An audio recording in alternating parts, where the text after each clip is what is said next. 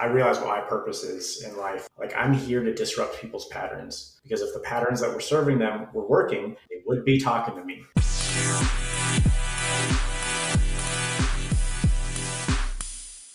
Hey everyone, Hunter from the Everything is Connected podcast here. Heather from Hot Mess Espresso. And Amber from Connection Over Perfection. You know, in this world of endless chatter, finding genuine conversations can be a challenge. That being said, we introduce Podcast Connection Network, a space where we lay it all out, unfiltered. Dive in with us. It's about authentic connections and conversations that truly matter. To learn more about the network and each of our podcasts, click the link in the description below. The Podcast Connection Network. Never going to give you up, never going to let you down. Hi, and welcome to the Connection Over Perfection podcast. I am Amber McCrae, your therapeutic nutritionist and host. Join me on a holistic healing journey where we explore the power of nutrition and connection for your overall well-being, where we embrace connection over perfection. All right, welcome back, amazing people. I am super excited to introduce our guest today, Ryan Nolan, a fitness and nutrition coach whose journey into holistic nutrition is as unique as it is inspiring. But what makes this introduction truly remarkable is the touching story of how we crossed paths. So picture this, Ryan's incredible vulnerability and generosity shone through when he had an extra VIP ticket at this prof concert. And by a twist of fate, he offered it to someone who just happened to be my friend. This simple act of kindness got us to talking and unveiled and shared a passion for holistic nutrition. So here we are, connected by fate and a mutual love for nourishing our bodies and our souls. And Prof. Ryan's story is nothing short of amazing. He started in the culinary world, ventured into becoming a pro national bodybuilder, and even earned his stripes as a certified nutrition specialist. So today we're diving deep into his journey, his unique insights, and how he's using his expertise to guide others on their path to wellness. Ryan, welcome. Hello. I'm excited to be on here. I'm looking forward to this. Yeah, this is awesome. And I'm super glad that you just were like, yeah, let's try this out. So that was dope. Yeah. I mean, like you said, it was obviously a moment of fate and a connection, and it worked out really well. And I'm learning to say yes to the right things when the universe presents it, and that's where we're at. I love that. Yes, learning how to say yes when the universe presents it. I think that that's a dose and an affirmation and reminder that we all need today. So thank you for that. So can you take us back to that pivotal moment when you decided to dive into this new path and tell the listeners about this photo of yourself and what it means to you and how you use it? 100%. So there I was scrolling Facebook like I did very often back then. And I came across a picture of myself that a friend had posted of me. I was catering an event that they had thrown, and he just posted a picture of me and said, "Hey, thanks for being a part of our event. I really appreciate that." And it's a side view photo of me, and I'm looking down at my phone. At the time, I had a double chin. I was, about 100 pounds heavier than I am now, and I just saw that picture and it just clicked. I was like, something has to change. Like, something has to change. And I was doubly inspired by the fact that my wife was pregnant at the time. And so I started reflecting about what it's going to be like to show up as a father. Like, how am I going to show up and how am I going to be moving forward? Right. I want to be that active dad. At the time I wanted to be that active dad, and I wanted to change everything all at once, basically. Right. I looked at that picture, and that was the catalyst. And that picture is printed up and in my gym, and it's next to my competition photos to show the transition. Right. Because I have to stay humble and remember where I came from, and look at that and remember that that's the moment that got me started. And that within the week I was in the gym, within the year I was competitively powerlifting, within a couple of years I was on my way to becoming a trainer and transitioning from the chef world. And that was a really big jump. I had been a chef for about 14 years when I finally made the jump. So learning how to make a living and how to change everything that I knew was a big step. And it really cemented that why for me when it comes to like fitness and nutrition. And, I talk to people a lot about this. And if you have a really solid, concrete why, the how and the when and the what are arbitrary, because you know why you want to do it, right? And you'll get there. And it didn't matter that I didn't know how to work out. It didn't matter that I didn't know how to eat right. What it mattered is I knew what I wanted to be and I knew where I needed to go. And it's been 7 years since then, and now I've come full circle, and it's really inspiring. That picture just came up again recently, and I always tag my friend that posted for me and thank him every year when it comes up. Like, hey, thanks for posting this picture. It really did change and spark this catalyst in me. That's huge. And I love the fact that you said the why. It's so huge in any kind of healing journey, any journey that you're on, is to really dive deep and understand your why, because it's going to give you that drive. Like you said, there's going to be roadblocks, but if your why is deep enough and you understand it and you can reach for that, it doesn't matter what comes in your way, you're going to demolish it, because that why is so strong. And so I think that that's a huge point to bring up, is if you haven't, I mean, we could do a whole episode, Ryan, maybe we'll have you back on to just talk about why. Totally down. Sounds like a great other episode.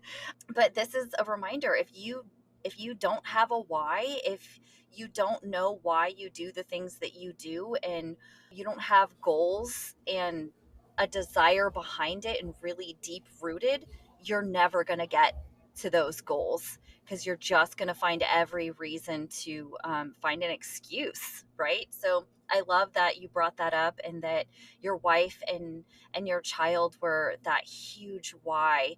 And sometimes, in this realm of spirituality and nutrition and coaching, a lot of coaches will say, your why needs to be you, which in an essence it does, but I don't believe that it starts that way. I believe that it starts out for something outside of ourselves and really morphs into becoming more for ourselves as we learn and grow and understand.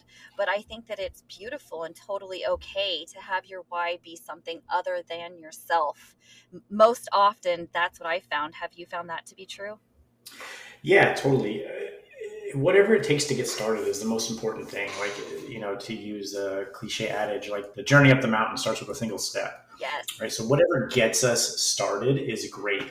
And to be honest, like, this was about me. It was a much deeper seated thing. Like, now reflecting back, I can look at it and be like, objectively, like, oh, it was about me. It was about filling that void, about like my childhood, about not having the father that I, always wanted, that didn't happen. Yes. So realizing that I wanted to be that father was just me wanting to show up in a way that I always wished as the child inside me had. Like, my childhood was pretty difficult, and there was a lot of like absenteeism, and I didn't grow up with a father. And so it really all relates back to me wanting to be that great father and how to show up. And objectively from the outside, I'm like, oh, it was my kid that inspired me, or like knowing I was going to be a father that inspired me. But really, it was feeling that hole as like the insecure inside child wanted, and being able to reflect on that like years later, and realize the kind of influence I have on my son has been huge. Right, I had a moment last year that, like, so inspiring. His teacher sent me pictures, and he was running an exercise class for his classmates. He was teaching them how to do push-ups and stretch and do squats. And I was like, was that prompted at all? She was like, nope, he just wanted to do it. And I was like, this is awesome. Right. And my friend took it one step further and made me realize that may be some of those other kids' first experience with exercise. Because I didn't grow up in a household that had any sort of exercise. I didn't grow up knowing anything about like holistic eating or like how to eat right. Like, I grew up thinking green beans came in a can because I didn't know what fresh vegetables were. Right. And so to like be causing this ripple effect out into like other families and other kids without even realizing it, just by showing up. It's not like I make him do exercises every weekend or we run exercise classes together. He just sees what I do and wants to emulate it because that's what kids do. Right. Yeah, that's amazing. I love that. And I love the fact that you said it just shows the emotional awareness that you have, because like you said, it looked from the outside and maybe even felt in the beginning that it was about your kids, but really when you get to the root of it, it always comes back to us, and it's about that longing, that desire to fulfill what you didn't have as a child, and really validating that part of it. And it takes people a long time to get there, and so they might not realize that in the beginning, but eventually on that journey, hopefully they do understand that it does and is about them anyway. So to kind of go back and validate, I think I hear you saying that this picture really was this trigger of, hey, this isn't the person that I want to be. And then with your wife being pregnant and knowing that you're going to have a child on the way, it really put things into perspective and gave you that oomph and that desire to change. And so you keep that with you as a reminder, hey, this is where I came from, but also I don't want to go back there. Is that close? That's totally exactly it. And it's also, like I said, humbling to remember to look at it and I've done all this work, but also I like to look at it and remember that was actually a really pivotal, important moment of health as well. Like, even though from the outside looking in, I was, overweight and not up to, like, whatever ideal body standards are for most men. The real answer was I was sober. I had 3 years sober at that point. And so that transition from not being sober to being sober, and even if it meant gaining weight and being, quote unquote, out of shape, that was a great healthy transition. And so I try to keep that in perspective for myself all the time. And at this point, I have over 10 years sober, and I like to talk about both transitions. Like, that transition to overweight and out of shape was a healthy, great transition, and it's totally acceptable and a form of health that people need to look at and accept. It was showing up, it was being healthy for that mindset. But at that point, I realized I needed to change if I wanted to continue on the path I was on. Right. And it helps to talk to other people about it too, because, I'm at the point where people look at me and say, okay, thick guy, you don't know what it's like to deal with emotional eating. And I'm like, no, I get it, because I've been there and I understand it's hard, right? And none of this is super easy. You can't just, snap a finger and change everything about your life to transition. It's going to take work, and it's going to take time. And it's also good to remind people that it didn't happen overnight, that it's been 7 years since that picture. That's huge. Thank you for that vulnerability. And I love what you said is that while on the outside that may have not looked like healthy to other people, but in that time in your life, it was healthy for you in that transition, because you were coming from not drinking, not using this other, maybe more unhealthy coping mechanism. And so you had to baby step it and to have grace for yourself. And as a reminder, and as a witness and a visual to other people, that gives you a talking point. People can see that. And really, in this day and age, it's hard for people, like you said, they just see this fit guy and they're like, oh, he doesn't understand. And you're like, listen here, look, I have proof that I was also there and I do understand. And so, not just for you, but for the people that you work with and that you come in contact with, that, hey, I have been there and I get this, and to have grace on yourself for where you are. And so, is that part close? Yeah, totally. It's totally accurate. Yeah, yeah, yeah. So you talked about being in the restaurant industry, in culinary and food. You were saying that you were using food as kind of a coping for this part of your life when you were becoming sober. So I'm intrigued by how you see the connection between food and ourselves. And this is a topic that I absolutely love, but I want to hear your thoughts. Could you shed some light on this connection and how holistic nutrition can play a huge part in emotions as well? Yeah, so I definitely went from, drugs and alcohol to food as a coping mechanism, right? And it became a very emotional thing. It was like, hey, I had a great day. Let's go celebrate by eating out. Hey, I had a bad day. Let's go eat out. Hey, I had a day that ended with Y. Let's eat out, right? Like, oh, it's someone's birthday that I haven't met before. Cool, let's go eat out, right? Like, it became this emotional, crutch, right? And it's a really hard one to break, because we have to eat, right? Like, there's no not eating, right? Like, we have to eat. And as someone who was in the industry for a very long time, and I was very much on the high end chef, right? Like private chef work, movie sets, that sort of thing. And I was exposed to like filet mignon daily, lobster bisque, like stuffed quail, like these sort of things that were like super like flavorful and tasted great, right? And in the moment they were amazing, right? But when it becomes an everyday thing, it it's just like anything else. It was overabused. It was too much. It was just filling a void and filling a hole inside myself, right? And not really nurturing that like emotional connection. And now to be on the complete other side of it, where I'm very in tune with my body and like the way I eat directly correlates to my emotions and my mood and like how well I sleep, and also remembering to like keep that balance. So for context, I just got done with my bodybuilding season for the year, right? And during the season, I'm on a pretty restrictive diet. And now that I'm coming off of it, I'm back to cooking meals at home with my wife and making sure that we have time together and like asking her what recipes she wants me to cook, because she misses the old part of me that was a chef that would make gourmet food all the time. And now I don't necessarily do that. I bet. Yeah, we joke about that I catfished her at this point, right? You know, because I'm like, you sure you don't want steamed carrots for dinner? And she's like, like, and so I'm able to like come back full circle and to like make some of her favorite recipes in a healthier way. You know, I have this Thai style butternut squash soup that's amazing. And I made it again this year. And I was like, how did it taste this year? She's like, it was great. I was able to reduce it to like 72 calories per serving this year by just adjusting some of the stock and using a lighter coconut cream. And it still tasted great and amazing. And so feeling that emotional connection with my wife and my kid and my family and still eating healthy has been like huge and real. And also really learning to eat seasonally. Like I feel so much more in tune when I'm eating seasonally, right? It's squash season, right? We've been doing stuffed delicata squash the last couple of weeks in a row with like different variations. I've made sure to like post recipes and tell people about it and let them know that this is a really easy thing to do and it's seasonal.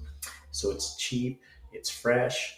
You know, when you eat seasonally, all these things are great. And then I also don't want to dismiss the fact that like the emotional tie between food and like family, right? Like a lot of people when the holidays come up or they go to a friend's house or they go to their parents' house, like there's that emotional connection to like eating with the family. And so how do you say, oh, no, mom, I can't eat your signature dish because it doesn't align with my diet goals? Like, you know, you're not going to say that, right? But then you're going to feel bad about it later. And so how do we bridge that gap between feeling bad about saying no or feeling bad about overindulging, right? And the real answer is that we have to find balance, just like everything in life, right? Like, are you going to be perfect every single day of the week? No. Are you going to be better 80% of the time?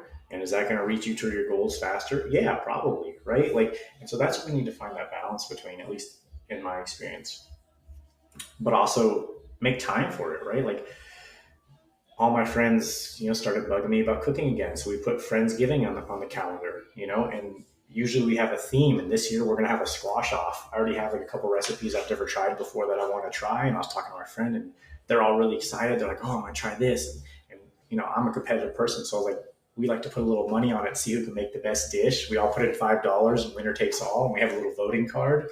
Oh, I love that. That's awesome. Yeah, last year we did a Wingsgiving. This year it's a squash off, right? So like still build that emotional ties around food, still have that balance, but also like, you know, make it an event. So it's not just like, oh, it's Saturday night, let's overindulge again, you know? Yeah. So I think what I'm hearing you say is that it's really about balance and having indulgences, but not making it a daily thing. And that's kind of where we get those lines crossed, is where too much of a good thing can become not good, basically. Right. It's And so, what are your thoughts on when we talk? I hear a lot of people say that I am an emotional eater. And my thoughts on that is usually when we turn to food to comfort us, it's a lack of emotion in eating. So we're actually trying to turn our emotions off and we use food to kind of quiet that and make it go away versus actually sitting in the emotion and feeling what we're feeling. What do you think about that? 100% as someone who was doing that all the time, right? Like, you know, speaking as someone who has addictive behavior, who, you know, realizes that it wasn't just, you know, drugs and alcohol. It was plenty of things before that. It was, you know, video games, then books, and then drugs and alcohol. And then it became food, right? It was really just filling a hole in myself. and trying to fill that void and like you said, turn off the emotions. And, on a hormonal level, there's a ton of science to back up the cravings about this, right? Like if we're stressed out all the time and our adrenal glands are kicked on and our cortisol levels are high, the body's going to immediately start craving salty, fatty foods to replenish those hormones, right? So if we're in a state where we're like always kind of stressed out and then we're overindulging in the evening and then feeling guilty about it and then repeating the process over and over again, right? It's really hard to break that cycle without being able to step back and to be objective about it. It was really hard at first to break the emotional eating, right? Like it was easy in comparison. It was easy to start going to the gym and working out, right? It was hard to break that emotional connection to food. It was hard to like have things to look forward to when I knew I was going to have a hard day and I could just be like, well, Friday night we get Thai food, so it's okay, and then eating until I didn't want to move anymore. And then, being distant, right? Like with, the people that matter to me, like, my wife and kid. And it was easier to do those things than it was to show up. And so now today's all the hard work, right? Like now today I have to be conscious and be, aware of everything and, pay attention to like how tired I am and if I've overeaten or if my food's going to relate to how I emotionally respond to my kid. It happened this week. I've been working long hours lately. And the other night I felt myself like starting to be short with him because I was hungry and I was tired. And I had to take a step back and be like, "Did you just want my attention?" And he said, "Yeah." And I said, "Okay, can I eat first? And then we can play Legos together and do that." And he was like, "Yeah." And I'm like, "All right, cool." But I had to like be aware that like I need to get some food in me. I need to show up, right? Because even though it's not just the emotions and just filling the void, like we still have to feed ourselves and feed our vessel and take care of ourselves.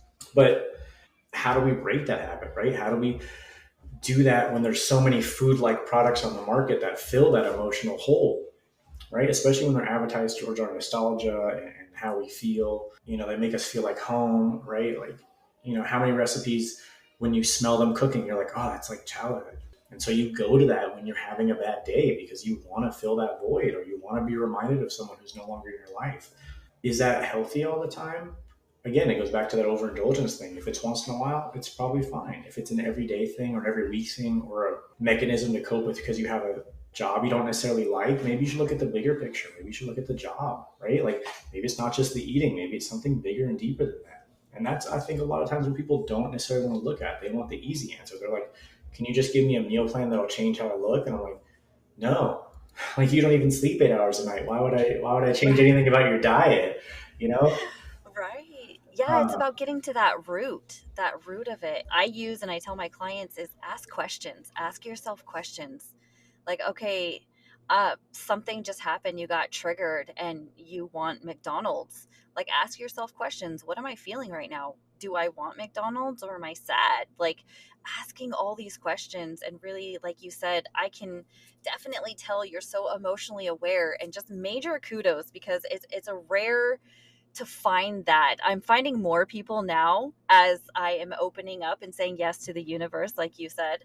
And I'm changing my frequency and my vibration. And so I am being surrounded by those people as well. But it is so rare to find people who are emotionally aware and able to stop and ask themselves those questions. Like you said with your son, that shit right there is a game changer to break generational curses is to be aware and just say, hey, I think I'm fucking just hungry right now. Let me just take a step back and take care of myself so that I can be there for my kids. Like that's huge. So huge. So in talking about trauma, you had talked a little bit about your, childhood and, not really having the things that you wanted and needed as a kid. I'm sure that the people that you work with, I know almost everybody actually that I come in contact with has dealt with some sort of trauma. How do you use, your fitness and your nutrition? How do you help guide people in healing trauma and just working through that? What's your experience with that? So there's, I like to talk about the box, right? Like the four sides of the box. There's physical, mental, emotional, and spiritual, right? And we need to have all four of those boxes dialed in. And a lot of times when people come to me, they've got a couple of those sides done and they just have no concept of how to handle the physical side.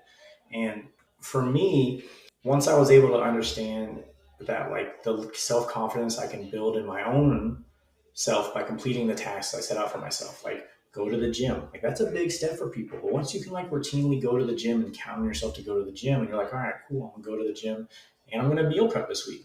And then, by being able to complete these tasks on a consistent basis, you're like, okay, maybe I can take bigger steps in my life, right? Like what else can I tackle, right? Maybe I'll take better care of my health, feel better at work. So maybe I'll start performing better in everyday life because I'm able to like deal with this kind of stuff. And a lot of times people have this like really negative self-image and negative self-talk. And just by being active and just by like getting a lot of those emotions out through movement, they feel a lot better every day. I personally feel like my form of meditations at the gym, I turn my headphones up, I turn my phone off, I get all my emotions out before I even start the day. Like I go to the gym and I work hard. And for me, it's really like releasing. It's like a moment of release, right? And I have a lot of clients that tell me like, they're in the best shape of their life. They feel really confident. They've gotten a raise at work, right? And a lot of that isn't because they worked out. It's because they feel more confident about the ability to complete tasks every day, right? And that's how I feel that people can deal with the trauma around work, around working out, and around life.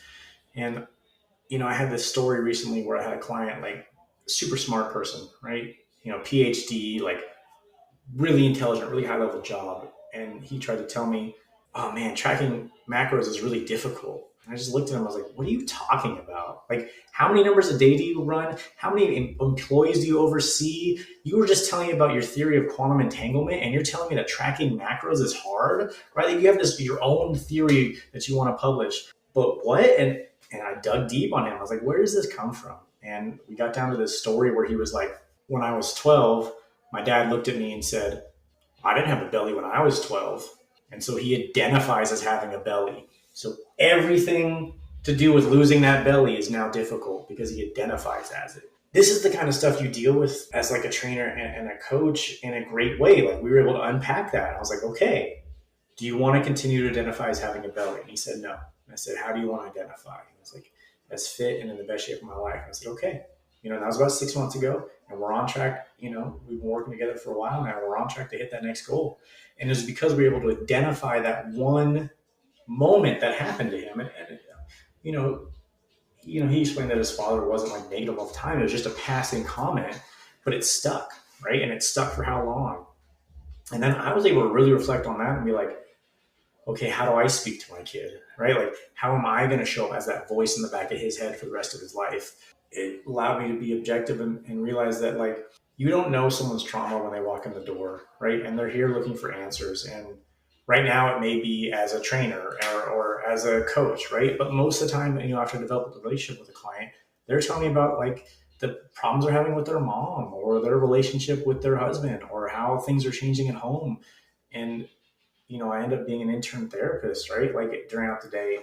And so, yes, we want to get everybody physical and move more. And I think everybody would live a better life if they just moved more, right? But the real answer is we want an answer outside of ourselves, and we want to know that like someone else has been through this journey before and can guide us along the way.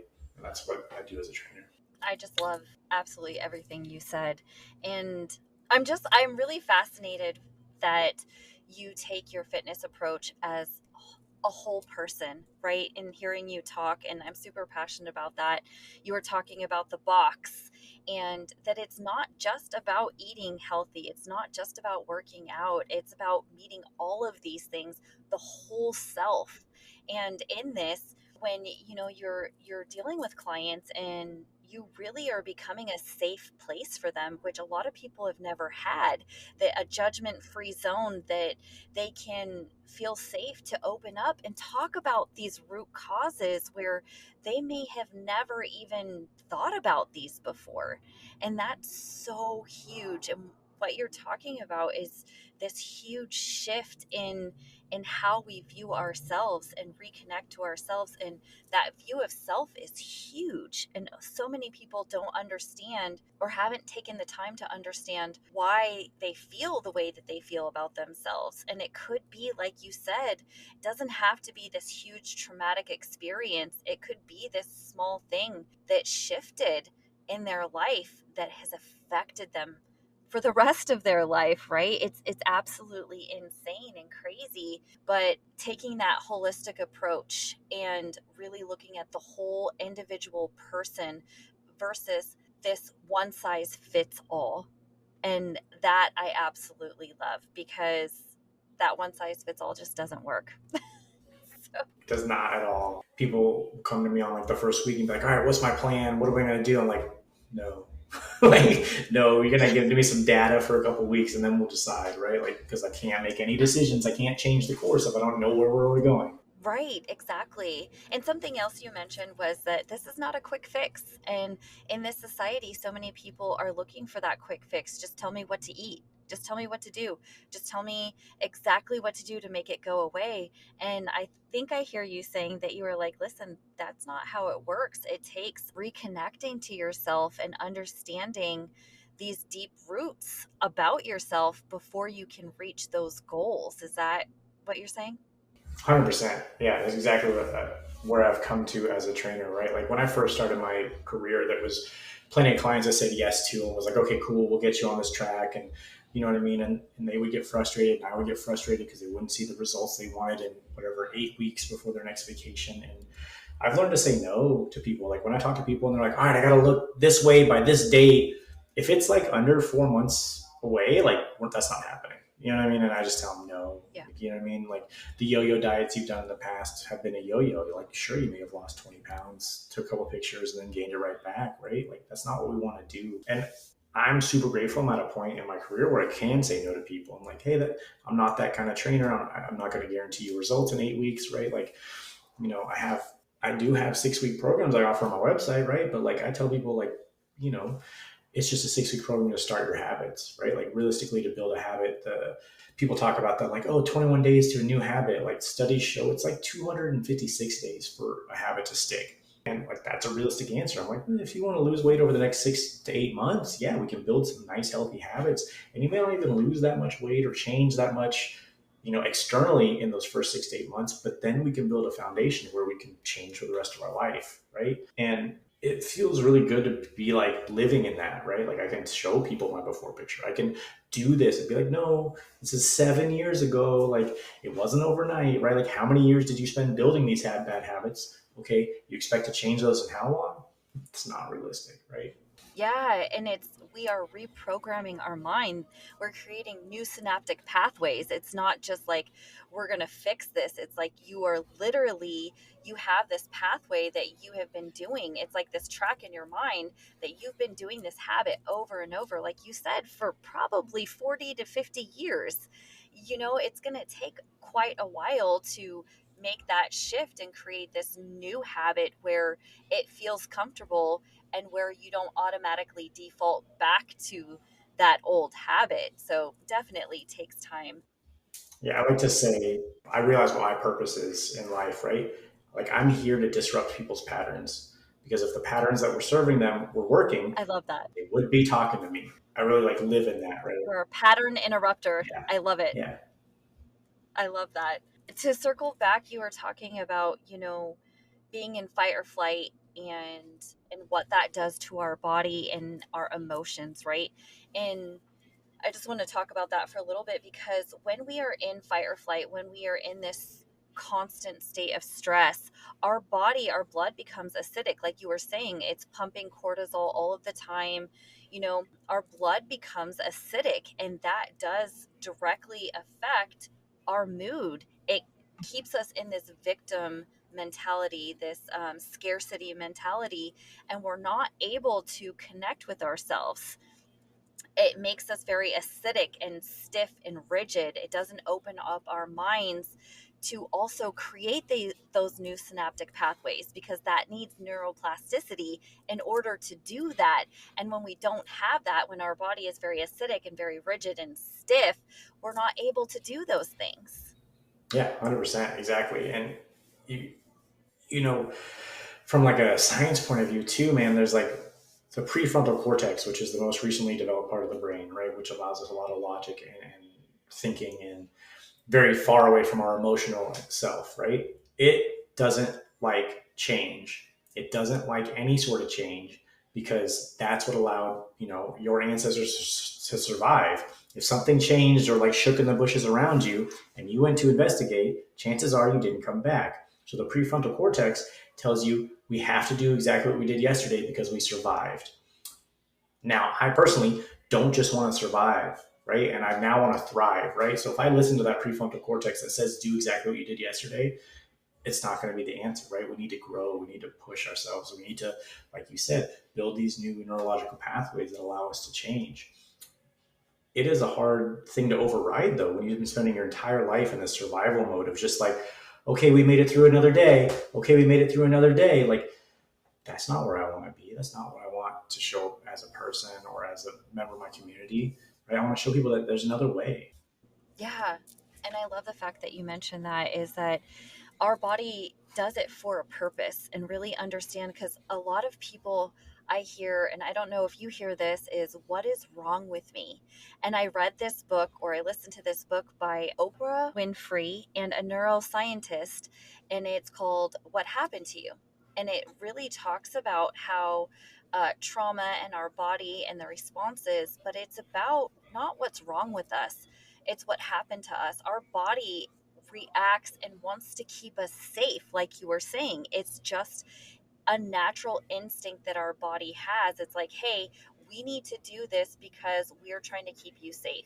And so really understanding that you have these habits and these coping mechanisms for a reason, instead of like looking at, if you're able to look at it from that perspective, instead of I'm a terrible person and shame and guilt, into why do I have these coping mechanisms? Why do I do these things? Oh, it was because when I was young, you know, most of the time it stems from our childhood. And so when I was young, you know, I wasn't allowed to do this. I wasn't allowed to eat. So now I I look at food and I know that I can eat it. And so I want it all of the time. Right. And so it's just understanding that and knowing that, hey, my body is trying to keep us safe. And so instead of being angry with our body, is saying thank you for trying to protect us, but we're not in that situation anymore.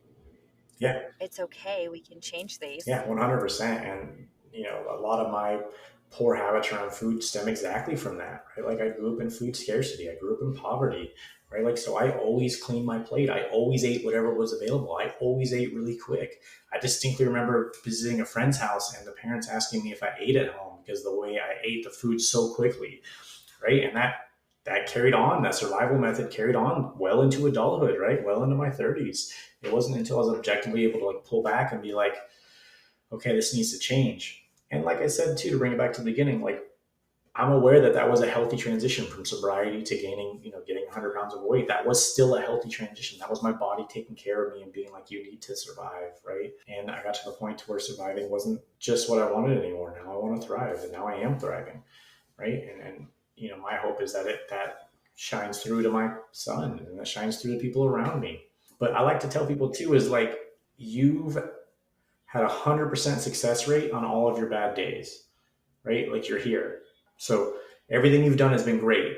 Now, if it doesn't reach towards your future goals, cool, we can change it. But everything you've done up to this moment has been great because you're here.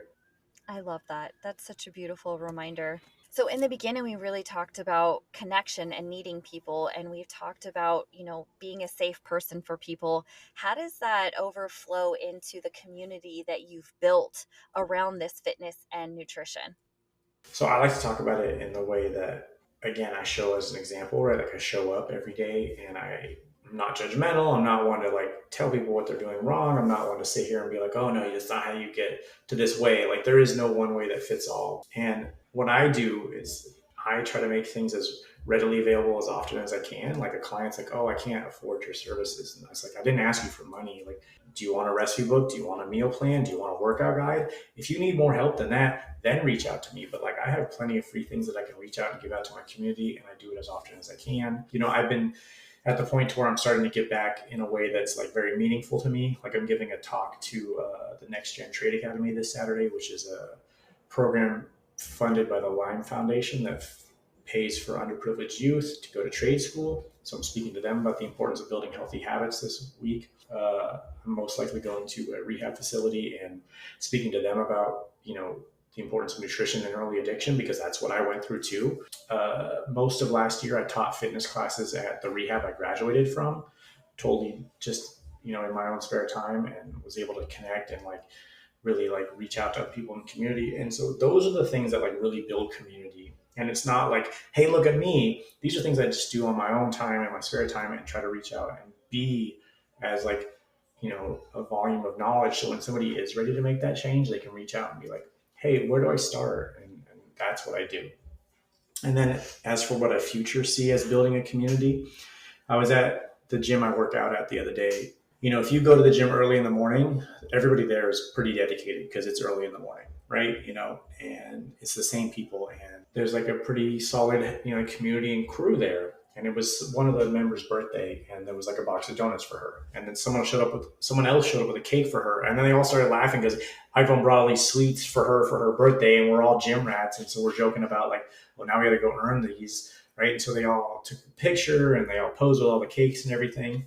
And watching that happen at a space, independent of what the original intention was of the gym, right? The gym was just to work out, right? And now we're building this community and this fellowship, and I'm friends with all these people, and I only know them because of the gym, right? That's the kind of community that I'm looking forward to building and growing as we move forward. And I was able to have another deeper connection on that too. I made a post, one of my gym buddies who I've known for a couple of years, I made a post about having 10 years sober, and he stopped me in the gym and was like, hey man, I got 4 years sober too.